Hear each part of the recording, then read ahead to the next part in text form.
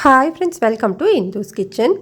இன்றைக்கி நம்மளோட கிச்சனில் இந்த வெயிலுக்கு ஏற்ற மாதிரி நல்ல குளிர்ச்சியாக நல்ல ரெஃப்ரெஷிங்காக இருக்கக்கூடிய ஒரு டேஸ்டான புதினா லெமன் ஜூஸ் எப்படி செய்கிறதுன்னு பார்க்கலாம்.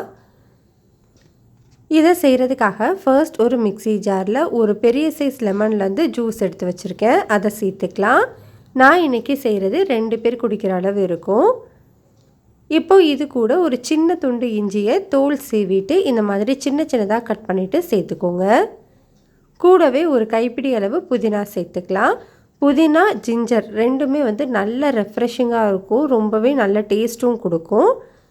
இப்போது இது கூட ஒரு கப் அளவு தண்ணி சேர்த்துட்டு நல்லா ஸ்மூத்தாக அரைச்சி எடுத்துக்கலாம். இப்போ நான் ஜூஸ் அரைச்சி எடுத்துகிட்டு வந்துட்டேன். ஃபஸ்ட்டு நம்ம 1 கப் அளவு தண்ணி சேர்த்துருந்தோம் இல்லையா, அதை நல்லா ஸ்மூத்தாக அரைச்சிட்டு திரும்பவும் ஒரு கப் அளவு தண்ணி சேர்த்து மிக்சியில் ஒரு 30 செகண்ட் மட்டும் அரைச்சி எடுத்திருக்கேன். இப்படி பண்ணும்போது தான் நம்மளுக்கு அந்த புதினா எல்லாமே நல்லா ஸ்மூத்தாக அரைப்பட்டு வரும். ஃபஸ்ட்டே நம்ம மொத்த தண்ணியும் சேர்த்துட்டோம் அப்படின்னா சரியாக அரைப்பட்டு வராது. இப்போ நம்ம ரெடி பண்ணி வச்சுருக்கிற ஜூஸை நல்லா வடிகட்டி எடுத்துக்கலாம். அவ்வளோதான், நம்மளுக்கு ஜூஸ் ரெடி ஆகிடுச்சு. இதை நம்ம சர்வ் பண்ணுறதுக்காக ஒரு கிளாஸில் கொஞ்சமாக ஐஸ் க்யூப் சேர்த்துக்கிறேன். உங்களுக்கு ஐஸ் வேண்டாம் அப்படின்னா நீங்கள் ஸ்கிப் பண்ணிக்கலாம்.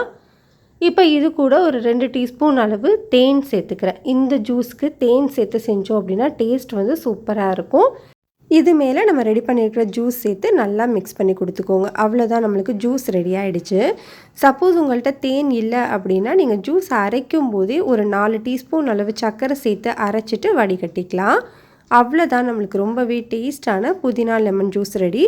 ட்ரை பண்ணி பாருங்கள், டேஸ்ட் ரொம்பவே நல்லாயிருக்கும். பிடிச்சிருந்தால் லைக் பண்ணி ஷேர் பண்ணி சப்ஸ்கிரைப் பண்ணிக்கோங்க.